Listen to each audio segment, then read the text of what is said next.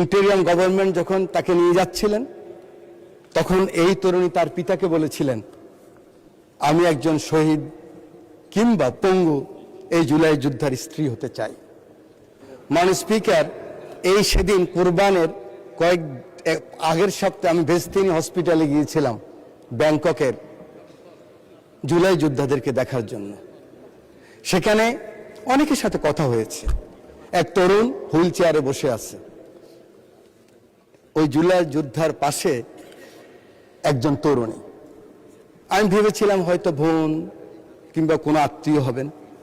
এই জুলাই যোদ্ধা আবু সৈয়দ যেদিন নিহত হয়েছেন সেদিন সে গুলি খেয়েছিলেন। যখন কথা বলতেছিলাম প্রাসঙ্গিক ক্রমে ওই তরুণী বললেন, ইনি আমার স্বামী। আমি বললাম, কবে বিয়ে হয়েছেন? বলে যে ৩৬ জুলাইয়ের পরে।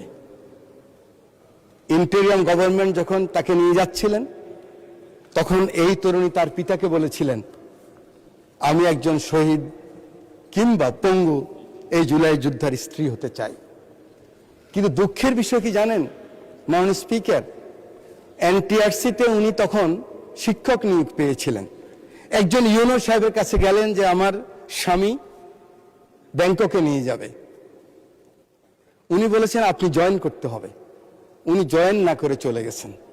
এই হাউসকে এটাই জানাতে চাই, এই যেমন আমরা ৭১কে বুকে লালন করতে পারিনি, ধারণ করতে পারিনি, বারবার মিথ্যা চেতনার কথা বলেছি, কোনো ক্রমে এই জুলাইয়ের চেতনা যেন কোনো আমলা হোক, এমপি হোক, মন্ত্রী হোক, কোনো কারো কারণে যেন জুলাইয়ের চেতনা নষ্ট না হয়, সেদিকে আমাদের সকলকে আমাদের নজর দিতে হবে।